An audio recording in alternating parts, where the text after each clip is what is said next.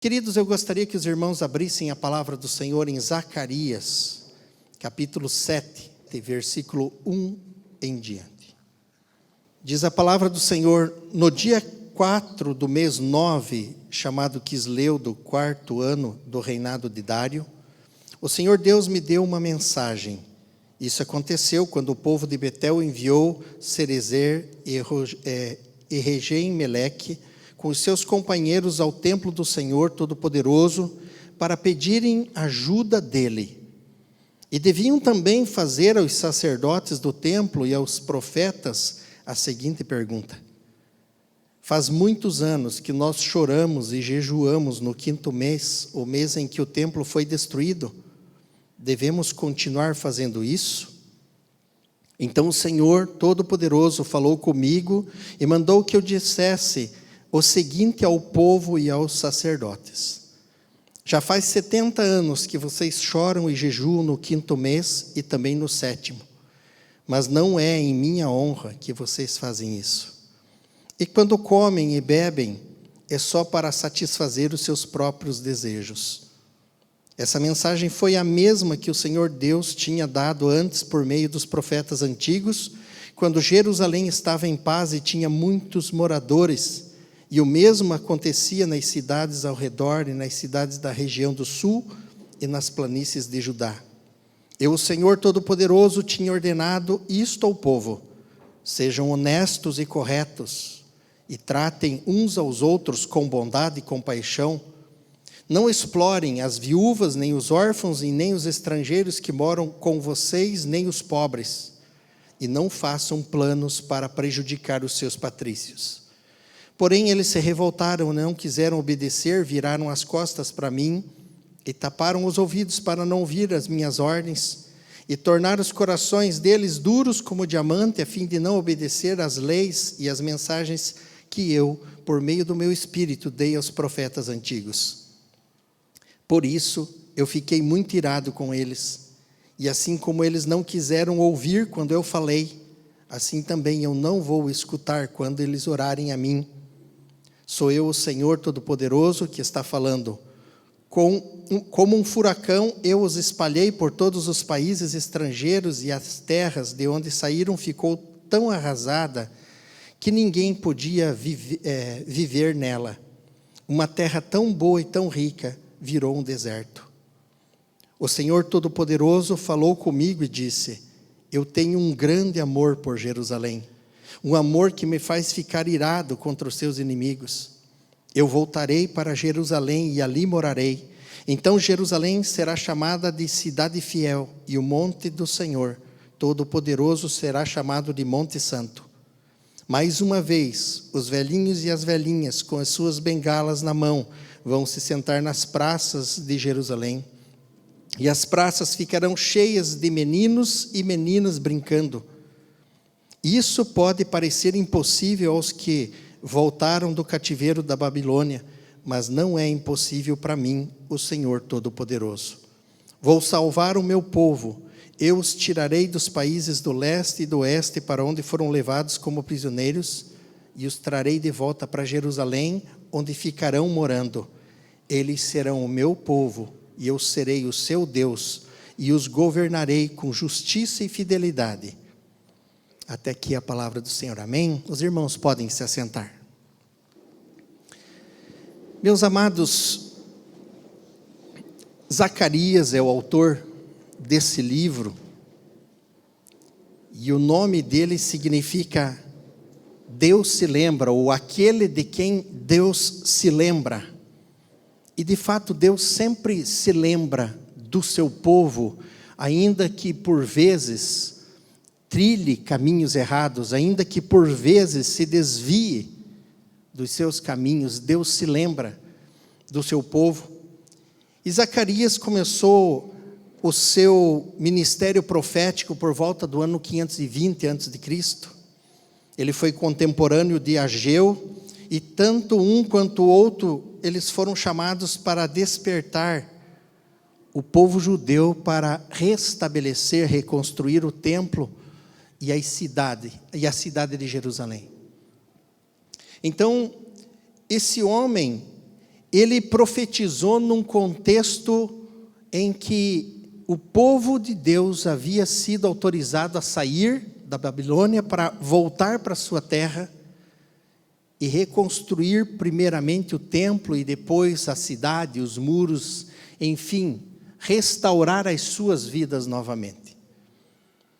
É interessante observar isto, restaurar primeiro o templo. E quando nós paramos para pensar, num período de restauração, de reconstrução, a restauração primária deveria ser o templo, e isso faz nos lembrar que não há muitos anos atrás, era interessante observar como se fundava uma vila ou um povoado.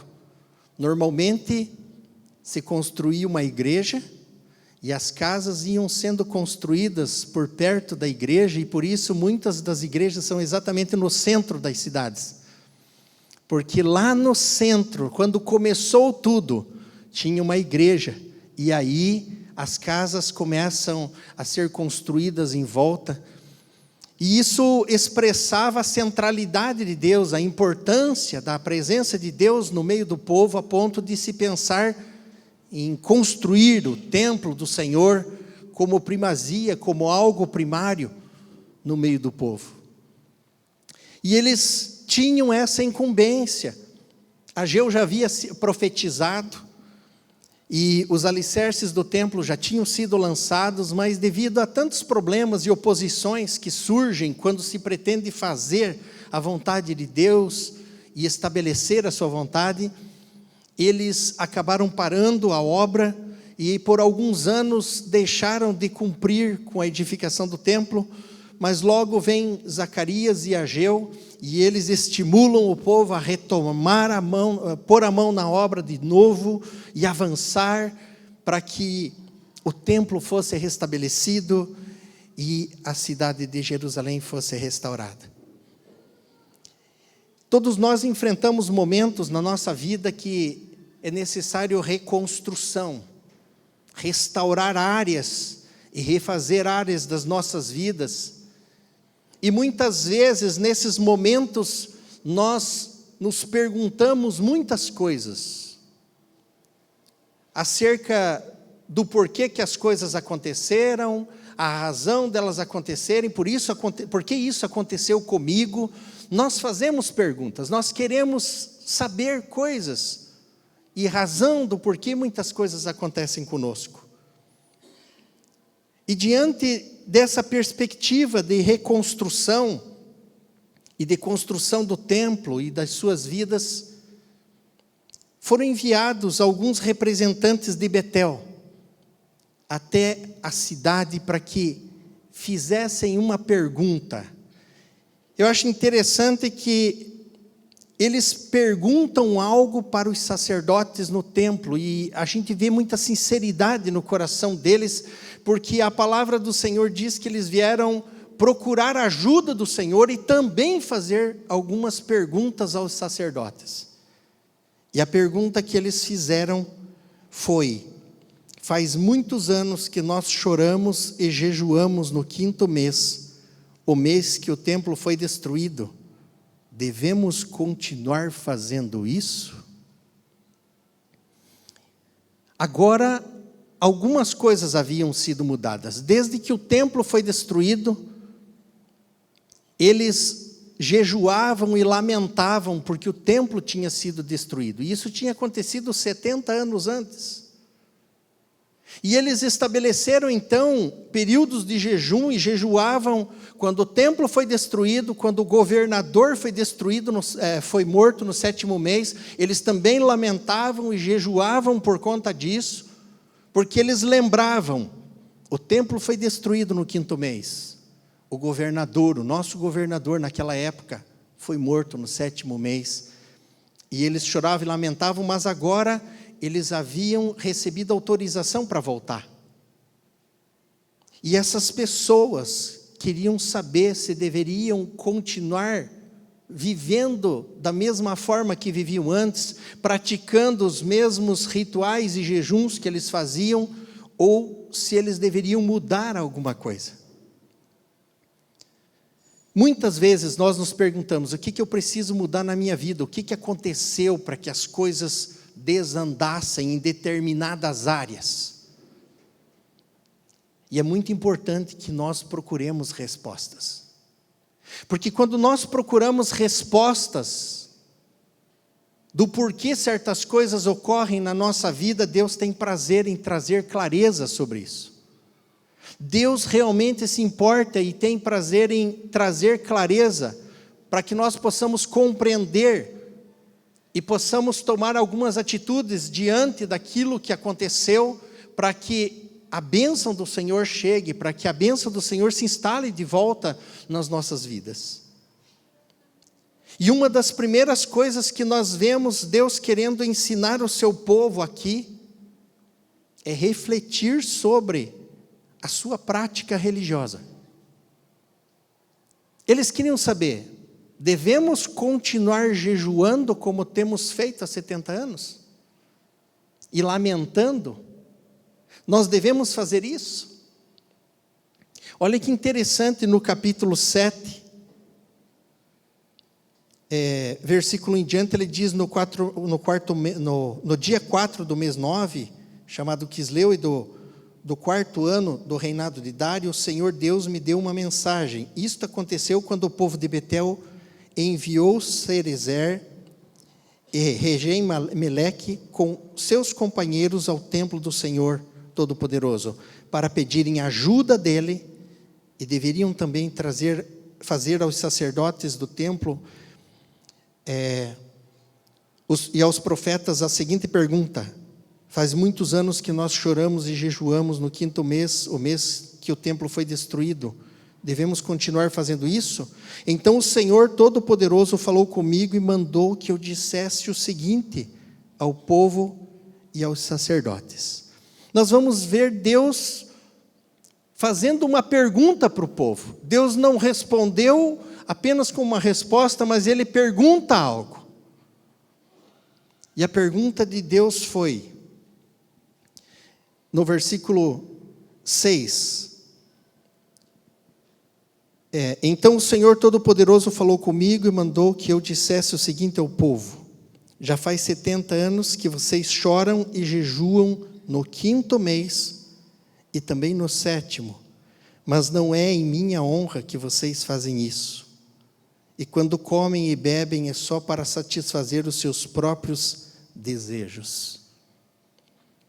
É interessante que na linguagem de hoje diz assim, mas em outra linguagem ele faz uma pergunta, ele diz: quando vocês fizeram isso, realmente vocês fizeram para mim? Quando vocês jejuaram no 5º e no 7º mês, vocês jejuaram de fato para mim? Quando vocês comeram e beberam nas festas, se referindo às festas que o povo tinha por costume estabelecido, praticar, ele diz: quando vocês comeram, foi realmente feito para mim?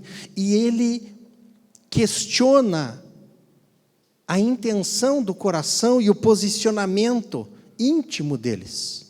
Ou seja, Deus está querendo fazer eles refletir sobre a sua prática cristã, a sua prática religiosa. E Deus faz isso conosco hoje. Muitas vezes nos deparamos com tantas coisas que nos aconteceram e precisamos restaurar, construir ou reconstruir coisas nas nossas vidas, mas devemos continuar fazendo como nós fazíamos antes? Será que nós devemos praticar as coisas da mesma forma? E Deus pergunta: com que coração você está fazendo? Essa prática que vocês fizeram foi de fato para mim? Na linguagem de hoje ele já diz: vocês não fizeram para me honrar. Porque a resposta àquela pergunta pressupõe-se que era: não, nós não fizemos com o nosso coração. E ele chama a atenção deles para refletir sobre a prática religiosa que eles viviam. E é interessante que ele diz: sabe, a resposta que vocês procuram não é nova. A pergunta que vocês me fizeram Eu já mandei mensagem sobre esse assunto para vocês. No verso 7 ele diz: essa mensagem foi a mesma que o Senhor Deus tinha dado antes por meio dos profetas antigos, quando Jerusalém estava em paz e tinha muitos moradores. E o mesmo acontecia nas cidades ao redor e nas cidades da região sul e nas planícies de Judá. Ele diz, quando ele confronta a prática deles, ele diz: olha, essa mensagem que vocês procuram, essa resposta, já tem sido dita desde quando tudo ia bem. Desde quando as coisas estavam boas. As coisas tinham ficado ruins, eles tinham perdido muitas coisas. Tinham sofrido muitos danos. Tinham ficado longe da sua terra, perderam seus bens. Enfim, tantas coisas aconteceram. Ele diz, mas a mensagem já foi dita pelos profetas antigos, é a mesma. As coisas estavam bem naquele tempo. Ou seja, embora a mensagem tenha sido dita lá atrás, eles não escutaram lá atrás. E as coisas desandaram no caminho. E as coisas aconteceram. Mas é a mesma mensagem que foi dita para aquele povo lá de trás. E aí, ele começa a trazer a consciência de que o seu povo precisa fazer as coisas consciente de que precisa fazer com sinceridade e inteireza de coração quando se faz para o Senhor. Eles estavam muitas vezes fazendo isso por interesse próprio. Quando vocês comem e bebem, é só para satisfazer os seus próprios desejos, ele diz. Sabe, irmãos, isso nos deve levar a pensar. A nossa busca para com o Senhor, a nossa prática religiosa, tem o enfoque de servir ao Senhor? Tem o enfoque de fazer a vontade do Senhor, ou o enfoque principal é que a nossa vontade seja estabelecida e os nossos desejos sejam satisfeitos? Deus confrontou aquele povo lá, e Ele nos confronta hoje porque nós também paramos para pensar sobre isso. E o que Deus está mostrando para eles é que não havia intenção de agradar o Senhor nas práticas que eles vinham tendo, mas estava focado em satisfazer os seus próprios anseios. E isso nos faz pensar como está sendo a nossa prática cristã, no nosso tempo. A nossa busca para com o Senhor, a nossa presença no culto, a nossa presença na célula, a nossa presença num culto de oração, a nossa presença em ambientes onde desenvolvemos a prática religiosa, nós realmente estamos fazendo com enfoque no Senhor para fazer a vontade do Senhor, ou nós realizamos muitas destas coisas pensando mais nos benefícios que nós podemos adquirir da parte de Deus? Muitas vezes, Deus tem sido buscado, não para ser servido, mas para que Ele nos sirva. Para que Ele satisfaça os desejos no nosso coração. Quanto das nossas orações tem o propósito de nos dirigirmos a Deus com o intuito de servi-lo, com o desejo de honrá-lo, com o desejo de que o nome dEle seja honrado? O quanto das nossas orações nós buscamos a Deus apenas com o intuito de que Deus nos sirva, de que Ele satisfaça as nossas necessidades e Ele satisfaça os desejos do nosso coração. E nesse momento de reconstrução, onde o templo seria uma das primeiras coisas físicas a ser reconstruída, Ele confronta a prática cristã dele, a prática religiosa deles com Deus. Quando vocês praticam estas coisas dentro da religião, é para mim que você faz? Ou é para satisfazer você? Com que coração nós fazemos isso para Deus? E eu achei muito importante nós ponderarmos nisso, porque eles estão em fase de reconstrução de áreas que haviam sido atingidas. Deus já tinha dado uma resposta e uma mensagem que tinha tudo a ver com o que eles estavam perguntando já na geração anterior, e a geração anterior não escutou e as coisas desandaram. E eles estavam agora em fase de ter que reconstruir tudo de novo, justamente porque não ouviram aquela mensagem. E isso nos faz pensar, irmãos, na nossa prática cristã. Quando nós participamos de uma célula, nós participamos para ver edificação, para nós crescermos com Jesus, para nós podermos discernir melhor. As coisas de Deus nós participamos porque acostumamos, porque agora fizemos amizade, porque agora, se eu não for, os irmãos vão cobrar de mim. Como é que fica isso? Com que coração? E era isso que Deus estava questionando com eles. Com que coração vocês fizeram isso para mim? Sabe, irmãos, quando nós nos reunimos no templo, né, é para cultuar. E cultuar é expressar honra, adoração, reconhecimento pelas coisas que Deus tem feito na nossa vida. E Deus tem feito coisas boas na nossa vida. Quantas coisas, muitas delas nós só reconhecemos quando perdemos. Nós só percebemos quando não temos mais, e aí vemos o quanto nós éramos abençoados ali, agora já não tem mais aquilo. Perdemos. Muitas coisas boas Deus tem feito na minha história e na tua história. Maravilhosas coisas. E Deus espera que realmente nós possamos cultuá-lo por todas essas coisas que Ele tem nos feito. Que o nosso ajuntamento, em primeiro lugar, seja para honrá-lo, seja para cultuá-lo, seja para expressar nossa gratidão, seja para entrarmos em comunhão com Ele, para louvarmos o Seu nome, para buscarmos a Sua presença, para experimentarmos a Sua graça na nossa vida, se renovando para o início de uma nova semana. Culto. Mas quando nós nos ajuntamos, isso é coisa para cada um de nós pensar, porque cada um de nós é individual. Eu realmente estou cultuando a Deus quando eu venho no culto? Quando eu me apresento diante de Deus, eu me apresento diante dEle? Ou eu estou apenas diante dos irmãos e não penso nisso? Quem é o enfoque nos momentos de culto para nós? São os irmãos ou é o Senhor em primeiro lugar? E nós precisamos pensar nisso. Eles queriam a bênção do Senhor, queriam restauração, queriam a graça de Deus nas suas vidas.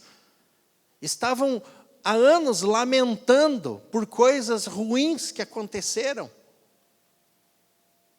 E eles queriam saber, devemos continuar agindo da mesma forma? E Deus diz, olha, precisa mudar isso. Com que coração isso é feito? E nós precisamos parar um pouquinho para pensar. E logo depois dele levar eles a pensar nisso, ele diz que essa mensagem já tinha sido dita. E a partir do verso 8, ele diz, o Senhor Deus falou com Zacarias e disse, eu, Senhor Todo-Poderoso, tinha ordenado isso ao povo. Olha o que Deus já tinha dito. Sejam honestos e corretos, tratem aos outros com bondade e compaixão, não explorem as viúvas, nem os órfãos, nem os estrangeiros que moram com vocês, e nem os pobres, e não façam planos para prejudicar seus patrícios. O que ele está dizendo aqui são os princípios morais básicos da lei do Antigo Testamento. Ele está dizendo a essência da minha palavra e da minha vontade é que você pratique o que eu lhe ensinei. E ele dá essas instruções novamente, repetindo uma mensagem que já havia sido dito antes, executem juízo verdadeiro. Ou seja, sejam honestos no que vocês fazem. Zacarias capítulo 8, versículo 16, ele reafirma isso também. Ele diz: são estas as coisas que vocês devem fazer. Digam a todos a verdade uns aos outros. Decidam com justiça os casos nos tribunais, a fim de que haja paz. Porém, não façam planos para prejudicar uns aos outros e não jurem falso, pois eu, o Senhor, odeio tudo isso. Ele está falando mais uma vez, reafirmando o que ele queria. O suborno e o dinheiro tinham dominado os tribunais daquela época. Os pobres tinham dificuldade de conseguir adquirir seus direitos. E muitas pessoas que tinham posses não eram condenadas naquela época. Os pobres eram injustiçados. E muitas vezes aqueles que causavam danos não sofriam o dano por causa do suborno, por causa da corrupção que acontecia. E o que Deus está dizendo é: ei, é para mim que você faz essa prática? Eu vou te dizer qual é a mensagem antiga, que já foi dito lá, e que eles não ouviram e a casa caiu. Tem reconstrução para ser feita agora, pois então tem que começar pelo certo. Execute juízo verdadeiro, seja honesto, faça certo, faça da maneira direita. E eu achei interessante porque tem um texto em Amós, que eu gostaria de ler com os irmãos, Amós capítulo 5, verso 23.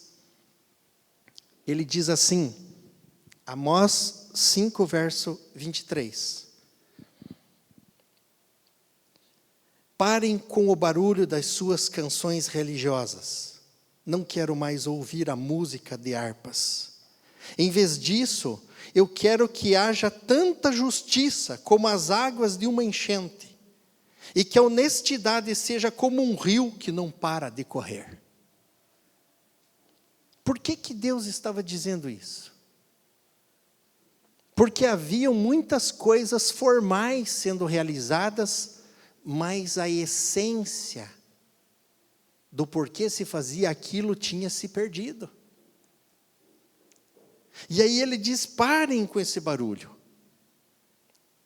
das suas canções religiosas. Eu não quero mais ouvir a música das harpas. Em vez disso, eu quero que haja tanta justiça como as águas de uma enchente, e que a honestidade seja como um rio que não para de correr. Que coisa interessante, olha a intensidade desse verso. Deus nos chama, queridos, para colocarmos em prática a sua palavra, para não perdermos a essência do porquê nós fazemos. Nós devemos cantar ao Senhor, nós devemos louvar ao Senhor, nós devemos jejuar, nós devemos fazer tudo isso, sim, mas quando isto tudo que nós fazemos perde a essência, que é a prática do que Deus espera de nós, tudo o resto se torna vazio e perde o seu sentido para Deus. Então nós somos chamados a olhar para isso. Será que eu estou executando o juízo verdadeiro? Será que você está exercitando o juízo verdadeiro na tua conduta, na tua prática, no teu dia a dia?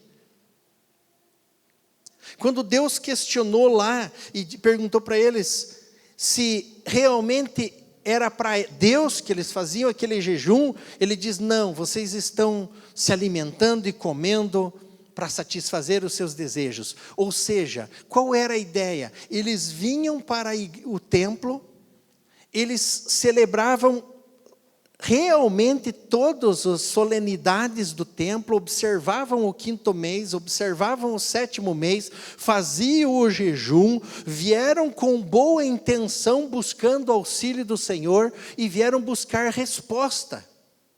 Eles queriam saber se deviam continuar vivendo daquela forma e fazendo daquele jeito. Mas Deus trouxe clareza da forma como eles deveriam se portar a partir dali em diante.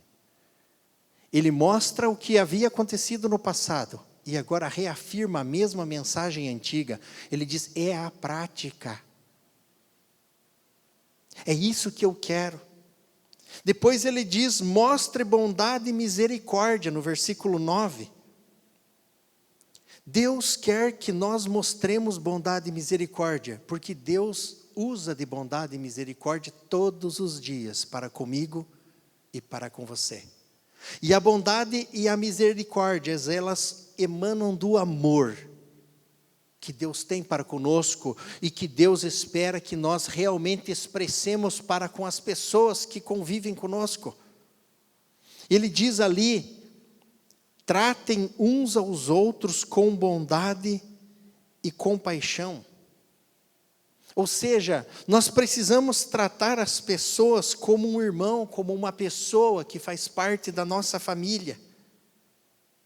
E a essência da lei e dos mandamentos do Antigo Testamento estão centradas justamente em amar a Deus e amar ao próximo. E é por isso que ele diz, olha, é preciso amar, usar de bondade, usar de misericórdia, porque é a manifestação da bondade de Deus justamente isso.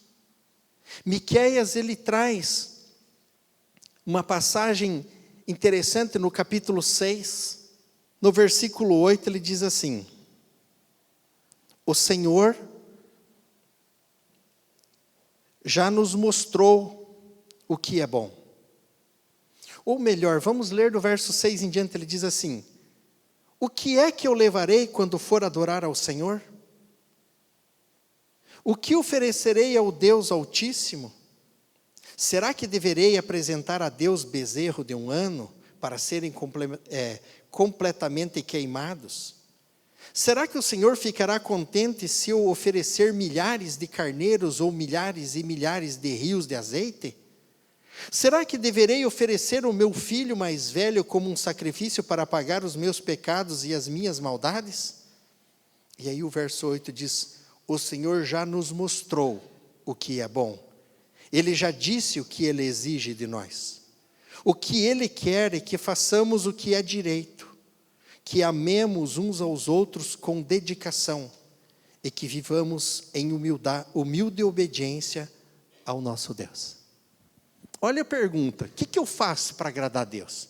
Eu levo oferta, eu sacrifico isso, eu sacrifico ali, como é que eu agrado a Deus? E aí vem a resposta, você já sabe o que Deus quer de você. Nós sabemos o que Deus quer de nós. Ele quer que a gente ame o que é direito, exerça a justiça, que amemos uns aos outros, usar de bondade e misericórdia para com o próximo, né? E que andemos com humildade e obediência ao nosso Deus. Essa é a vontade de Deus para mim e para a tua vida. E Deus espera que nós tomemos essas atitudes. Logo em seguida ele diz, não oprimais a viúva, nem os órfãos, nem o estrangeiro e nem o pobre, no verso 10. Não oprimir. Sabe, queridos, todos nós, de alguma forma, somos oprimidos em algum momento por alguém. Mas há uma tendência natural de que o mais forte explore o mais fraco. Há uma tendência natural em que os ricos acabem explorando os mais pobres. Há uma tendência natural em que os mais cultos explorem as pessoas que são mais simples. Há uma tendência para isso. E quando nós olhamos para a Bíblia toda, nós vemos muitas vezes Deus dizendo, não faça isso. Não explore o mais fraco, não explore o desamparado. Cuidado em fazer coisas que prejudiquem o teu irmão e explorem a vida dele. Eu queria que a gente lesse um texto que está em Deuteronômio 15, versículo 7 em diante. É interessante esse texto, Deuteronômio 15, verso 7, ele diz assim, se houver um israelita pobre em qualquer cidade da terra que o Senhor nosso Deus vai dar a vocês, tenham pena dele e o ajudem. Sejam generosos e emprestem o dinheiro que ele precisar. Se isso acontecer quando estiver perto do 7º ano, que é o ano em que as dívidas são perdoadas, talvez você pense em não ajudar o necessitado. Afaste esse mau pensamento e ajude o seu patrício israelita, senão ele gritará a Deus contra você, e você será culpado de pecado. Não dê com tristeza no coração, mas seja generoso com ele. Assim o Senhor, nosso Deus, abençoará tudo o que você planejar e tudo o que você fizer. Então, além do mandamento de não explorar o fraco, há orientações da parte de Deus é que você não desampare quem está fraco perto de você. Deus sempre se preocupou com isso, em dar oportunidades de levantar aquele que caiu. E havia a lei da remissão, que a cada 7 anos, se alguém se endividasse, eles deveriam perdoar a dívida, para dar oportunidade da pessoa se levantar de novo. E por isso que ele diz ali, e se você vê o teu irmão que precisa, e estiver perto do ano de remissão, não fique pensando, eu não vou ajudar, porque senão daqui 1 ano, eu vou ter que perdoar a dívida. Ele diz, não deixe esse negócio entrar no teu coração. Seja generoso, ajude ele, porque se ele clamar a mim, você vai ser encontrado em pecado por ter feito falta nessa área. Mas o Senhor diz, não dê com tristeza no coração, seja generoso, assim o Senhor nosso Deus abençoará tudo o que você planejar e tudo o que você fizer. Deus diz que abençoa. E nós precisamos crer naquilo que Ele diz. Nós somos ensinados e ouvimos o tempo todo que para ter você tem que reter. Você tem que guardar, você tem que acumular. Mas nós olhamos muitas vezes que o princípio de Deus funciona diferente. É dando que você recebe. Seja generoso. Faça o que eu lhe digo. E eu abençoo o trabalho da tua mão. Eu faço prosperar o que você faz. É interessante isso. Então, ele nos chama a atenção para vivermos isso, irmãos. E por último, ele diz, não planeja o mal contra o teu próximo. Não planejar o mal contra o próximo. Miqueias, no capítulo 2, ele diz algo interessante.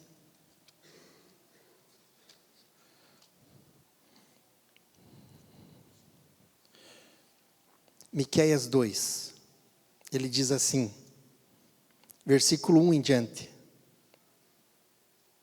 Ai daquele que antes de se levantarem de manhã, já fazem planos para explorar e maltratar os outros.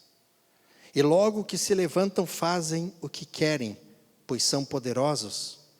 Quando querem terrenos ou casas, eles os tomam e maltratam os outros e não respeitam a família nem a propriedade de ninguém. Por isso o Senhor diz, vou fazer a desgraça cair sobre vocês, e vocês não escaparão. Será um tempo de sofrimento e vocês não andarão mais tão cheios de orgulho.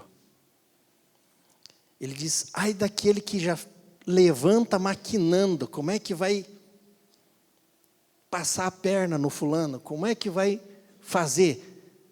Como maltratar aquela pessoa? Fazem planos para explorar e maltratar as pessoas.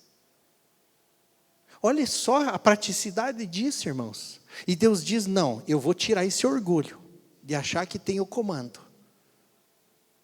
Eu vou agir e esse orgulho vai sair. Então Deus nos chama para uma prática e nos chama para refletir sobre nossa vida cristã, nossa vida religiosa. Ele chamou a atenção deles lá, ele diz, como é que vocês estão fazendo isso? Não foi para mim que vocês fizeram. Vocês pensaram em vocês. E nós temos que pensar se muito do que nós fazemos na nossa rotina cristã e religiosa, se realmente estamos fazendo para fazer a vontade do Senhor ou para satisfazer a nossa. Para que Deus nos supra, para que Deus nos atenda apenas. Então Deus dá essas orientações para o seu povo. Ele orienta como eles devem proceder. Deus não quer que o seu povo pratique coisas que desonram o seu nome. É mais do que aquilo que nós fazemos na liturgia, é mais do que aquilo que nós fazemos na nossa rotina cristã. Ele diz, cuidado com a essência, veja a base. Se você faz a base, eu opero com base nisso que você faz. E aí, ele diz algo interessante a partir do versículo 10 ali, ele diz o seguinte, do versículo 11, porém eles se revoltaram e não quiseram obedecer, viraram as costas para mim e taparam os ouvidos para não ouvir as minhas ordens. Tornaram os corações deles duros como diamante, a fim de não obedecer à lei e às mensagens que eu, por meio do meu espírito, dei aos profetas antigos. Por isso, eu fiquei muito irado com eles. E assim como eles não quiseram ouvir quando eu falei, assim também eu não vou escutar quando eles orarem a mim. Tem consequência. Para quem Deus está dizendo isso? Para o seu povo. Para aquele povo que estava jejuando sistematicamente 70 anos e lamentando pelos fatos ocorridos, que seguiam a liturgia direitinho, mas que na essência do seu coração tinham perdido o desejo e o entendimento de que deveriam fazer a vontade de Deus, servir ao Senhor. Deus nos chama para servi-lo. Você foi chamado para servir a Deus e Ele com certeza terá todo o prazer em suprir tuas necessidades. Ele sempre vai amparar a vida daqueles que são seus, mas Ele nos chama para servi-lo. E a vontade do Senhor é que nós pratiquemos estas coisas. Que o empenho da nossa vida cristã seja focado em viver esses princípios, que era a base da lei do Antigo Testamento. E a consequência de não dar ouvidos a Deus é que muitas vezes Deus não vai nos ouvir naquilo que nós pedimos. Ou seja, quando as coisas ficaram muito ruins e as coisas foram desandando para aquela geração, eles buscaram a Deus. E aí Deus não interrompeu mais o processo e deixou a coisa andar. E eles foram para o cativeiro. Então nós precisamos realmente refletir sobre a nossa prática cristã, sobre a nossa prática religiosa, sobre a essência do que nós estamos fazendo, dentro daquilo que nós nos colocamos como servos de Deus. Se nós somos servos dele, ele espera que eu e você possamos servi-lo com sinceridade e com verdade.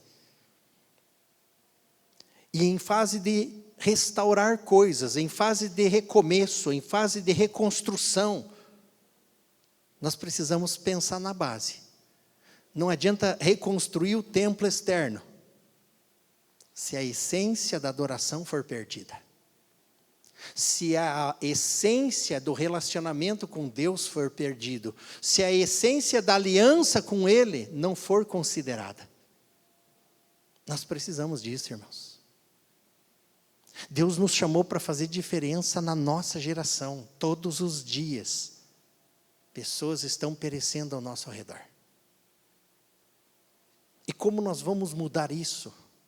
Dizendo como deve fazer, ou realmente empenhados em querer fazer o que o Senhor diz, praticar juízo verdadeiro, usar de bondade e misericórdia com os nossos irmãos, não explorar os menos favorecidos, pelo contrário, ser bênção na vida deles e de jeito nenhum ficar maquinando o mal contra o nosso próximo.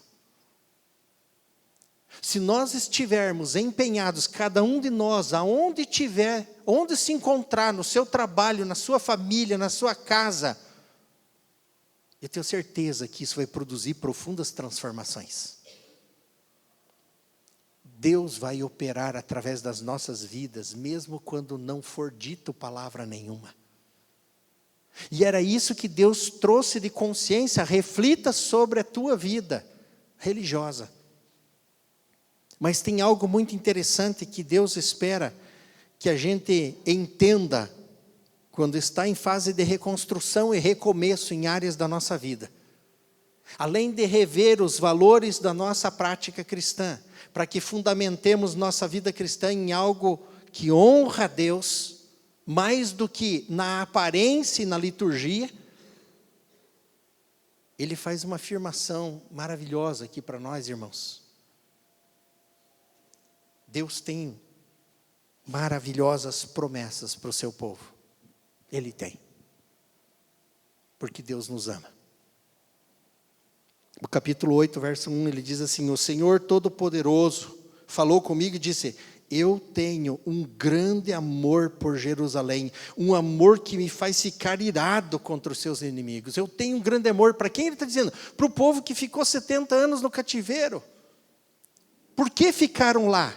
Deus esqueceu deles? De jeito nenhum. Deus se lembra. O nome de Zacarias significa isso. Deus se lembra. Ele disse: eu tenho um grande amor por esse povo aí. Um amor tão grande que me faz ficar irado contra os seus inimigos. Em outras versões diz: eu tenho grande ciúme pelo meu povo. Deus nos ama, irmãos. Deus sempre amou seu povo, mas o amor de Deus não deixa de disciplinar os seus filhos, e é justamente porque Ele ama, Ele vai fazer isso. Nós conhecemos tão bem o texto de Hebreus, capítulo 12, que ele diz: filho meu, não despreze a correção do Senhor, quando por Ele for repreendido. Eu disciplino o filho a quem amo e açoito a todo aquele que quer o bem. Por isso, não desmaie quando pelo Senhor você for repreendido. Eu estou cuidando de você, eu estou acertando o teu passo, eu estou evitando que você erre o caminho. Deus nos ama e Ele vai tratar conosco como tratou com a nação de Israel. O fato de Deus não agir de imediato não significa que Deus esqueceu do seu povo. Ele precisa trabalhar em nossas vidas, Ele precisa implantar coisas e valores dentro do nosso coração, e muitas vezes o caminho vai ser mais doloroso, porque pelo caminho mais fácil nós não aceitamos. Nós resistimos, nós relutamos. Deus nos ama profundamente, mas nos trata. No capítulo 1 de Zacarias mesmo, ele diz algo interessante aqui. Zacarias 1, versículo 13, ele diz assim: o Senhor Deus respondeu com carinho ao anjo que estava falando comigo e disse palavras de consolo. Aí o anjo que falava comigo mandou que eu anunciasse em voz alta o seguinte: esta é a mensagem do Senhor Todo-Poderoso. Eu tenho grande amor por Jerusalém, a minha cidade. Eu estou muito irado com as nações que vivem sossegadas. Pois quando eu estava um pouco irado com o meu povo, elas fizeram com que o meu povo, sofresse muito. Portanto, cheio de compaixão, voltei para Jerusalém, e eu, o Senhor Todo-Poderoso, prometo que o templo e a cidade toda serão reconstruídos de novo. Não houve atenção ao que Deus disse. Ele disse: então deixa que vai, mas vocês estão judiando muito do meu povo aí. Quando eu mirei um pouco com os meus, essas nações judiaram muito do meu povo, e agora eu me voltei com compaixão dela. Eu vou voltar e vamos restaurar isso. Deus nos ama, irmãos. Muitas vezes vamos ter que passar por um caminho mais estreito, porque nós relutamos, nós ficamos com a testa dura como diamante, endurecemos nosso coração, não damos ouvidos à voz do Senhor e fazemos do nosso jeito. Mas Deus cuida, Deus se preocupa. Versículo 17 do capítulo 1 ainda, ele diz: o anjo me disse também, anuncie que o Senhor Todo-Poderoso diz que as cidades dele terão de novo muitas riquezas, e ele ajudará Jerusalém, que voltará a ser a sua cidade escolhida. Pode dizer que eu vou intervir. Que maravilha isso! O tempo todo no livro de Zacarias você vê expressão de amor de Deus numa fase de recomeço e reconstrução. Capítulo 2, por exemplo, versículo 4, ele diz assim: e o primeiro anjo disse: corra depressa e diga ao rapaz que está com a fita de medir Jerusalém, que ela terá moradores de novo, e haverá tantas pessoas e tantos animais morando lá, que não será possível construir uma muralha em volta da cidade, pois o Senhor Deus promete que Ele mesmo será como uma muralha de fogo em volta de Jerusalém, e que Ele morará na cidade, e ali mostrará a sua glória. Os muros eram para proteger a cidade. Ele diz: não, nem vai dar para construir muro, porque eu vou multiplicar esse povo que está tão pouquinho. Não vai dar para construir. E sabe, o muro que é proteção, não se preocupe, porque eu vou ser uma muralha para vocês.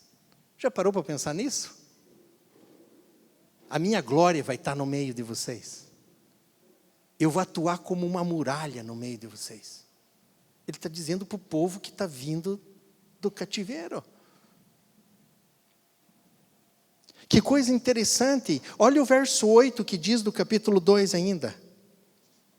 2:8. Pelo seu poder o Senhor Todo-Poderoso me mandou entregar a seguinte mensagem às nações que tinham levado embora todas as riquezas do seu povo. Quem toca no meu povo, toca na menina dos meus olhos. Portanto, eu mesmo lutarei contra vocês, e toda a sua riqueza será levada embora por aqueles que antes eram seus prisioneiros. Pode dizer para aqueles que afligiram o meu povo que vou reverter esse quadro, porque quem toca no meu povo, toca na menina dos meus olhos. Deus nos ama? Ama muito. E Ele nos trata. E Ele trata a minha vida e a tua vida. Talvez você esteja vivendo uma fase de reconstruir coisas na tua vida. De recomeço. De refazer. Comece refazendo certo. Analisando a essência da tua religião. Da tua prática religiosa. Será que você faz com essência, servindo ao Senhor? Será que está preocupado em agradar a Deus ou preocupado em agradar a si mesmo e satisfazer os desejos do seu coração? A tua vida religiosa está focada aonde? Porque quando nós focamos nosso coração em servir ao Senhor, em fazer o que é reto, observe, para cada posição assumida diante de uma palavra de Deus, Ele sempre diz que Ele vai fazer alguma coisa para nos abençoar. Deus cuida e ama profundamente o seu povo. E o capítulo 8, ele descreve um futuro, o futuro do povo de Deus. Um tempo em que as pessoas vão buscar viver de forma plena o Evangelho. Né? Ele diz ali no capítulo 8,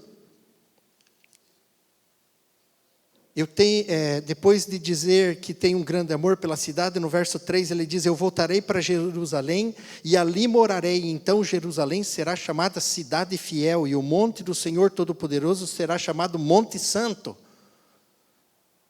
Quando Deus vai operando no meio de um povo, esse povo vai ser chamado de quê? Um povo fiel.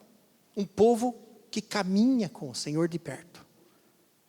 Porque a presença de Deus opera e a santidade de Deus move nosso coração para vivermos a sua palavra e os seus valores. Deus vai trabalhando conosco e Ele vai moldar a nossa vida, a nossa história. Ele também diz aqui que haveria restauração imediata. Haveriam pessoas com bastante idade na cidade. Pessoas que andariam de bengala por causa da longevidade. Ele diz que haveria nas praças crianças brincando, porque haveria paz e tranquilidade, coisa que não tinha até então. Deus haveria de fazer essas coisas. Nós falamos que Zacarias é um dos profetas mais messiânicos que tem no Antigo Testamento, porque muitas das mensagens dele apontam para a vinda de Jesus e para quem Jesus haveria de ser e como seria ele.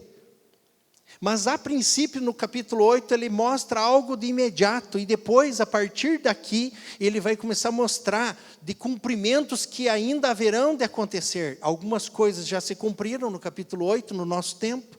E algumas coisas ainda hão de acontecer. Mas o fato é que algumas coisas imediatas aconteceriam. A paz e o bem seria restabelecido. E é interessante que ele diz, no verso 6 do capítulo 8, isso pode parecer impossível aos que voltam do cativeiro na Babilônia, mas não é impossível para mim, o Senhor Todo-Poderoso. Talvez isso pareça difícil para você.